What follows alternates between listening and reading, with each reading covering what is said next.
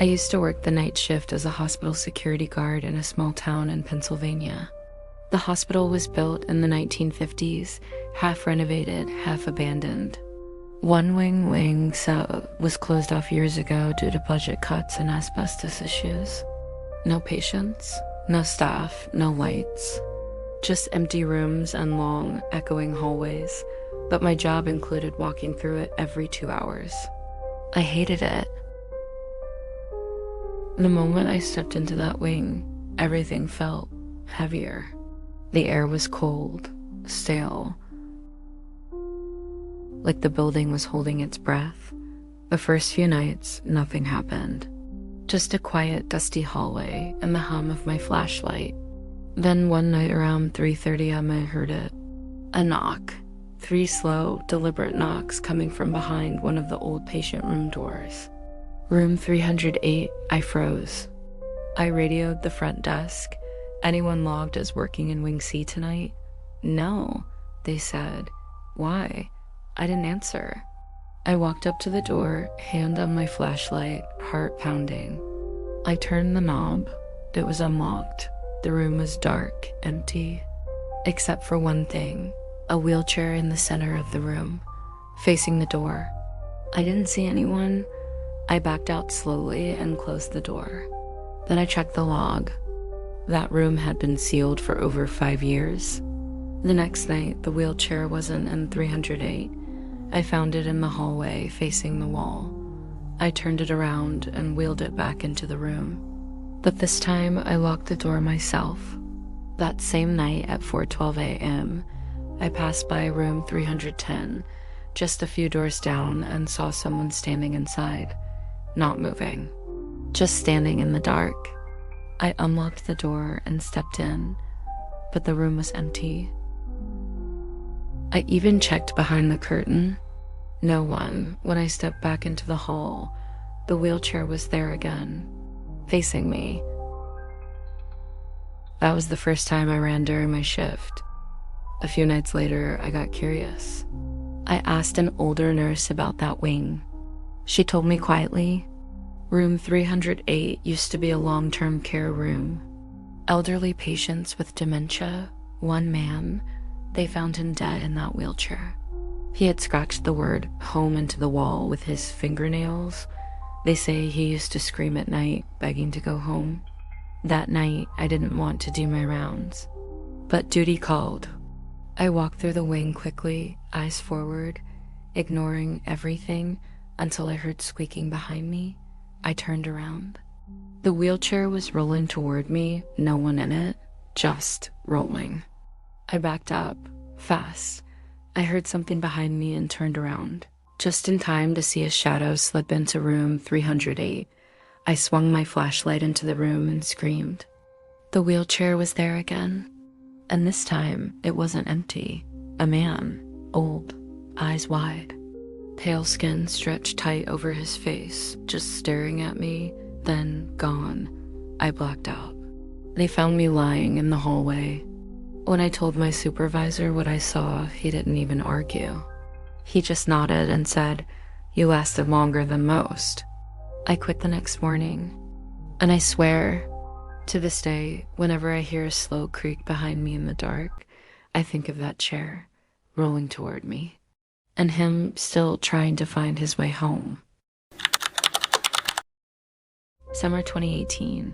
My friends and I, Abby, Marcus, his brother Tim, Tim's girlfriend Hannah, and me planned a weekend camping trip in the Blue Ridge Mountains.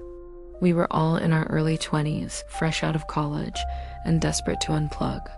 We picked a remote spot deep in the national park.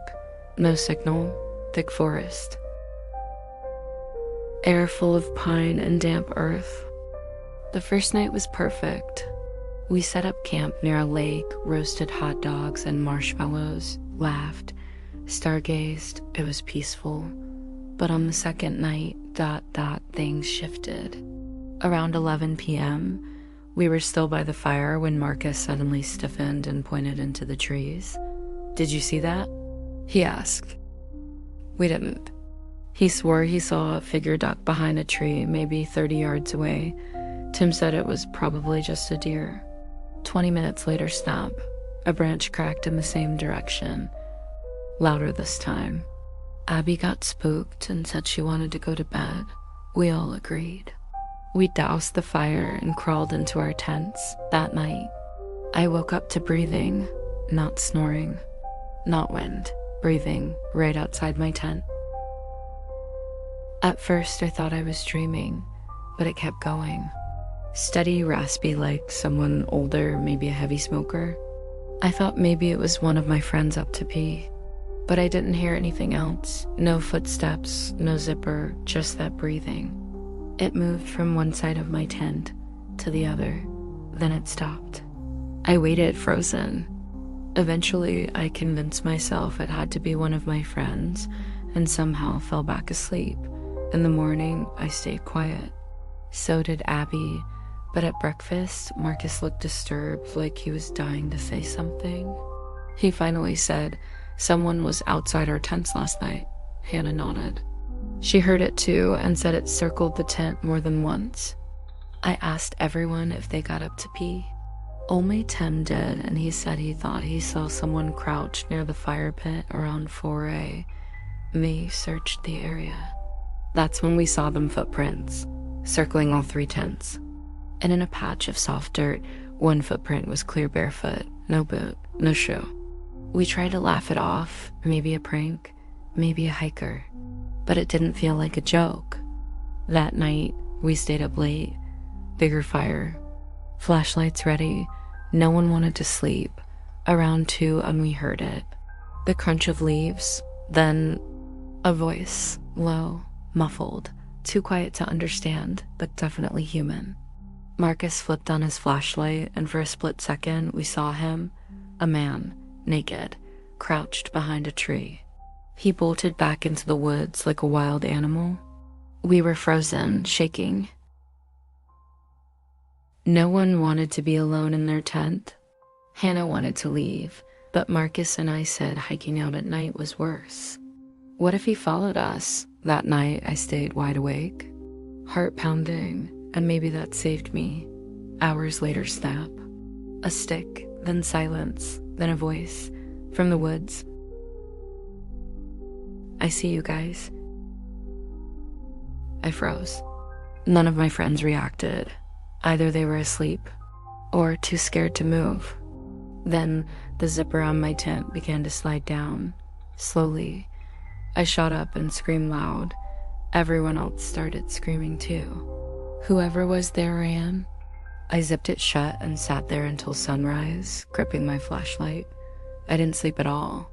As soon as the sky lit up, we packed and got out.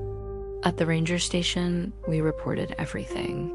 The ranger didn't even look surprised. He just nodded and said, "Yeah, we've had reports, a man, maybe more than one, living out there. Some steal, some do worse." We didn't ask what worse meant. We tried laughing about it in the car, but none of us really felt like laughing. And after that night, I don't think I'll ever go camping again.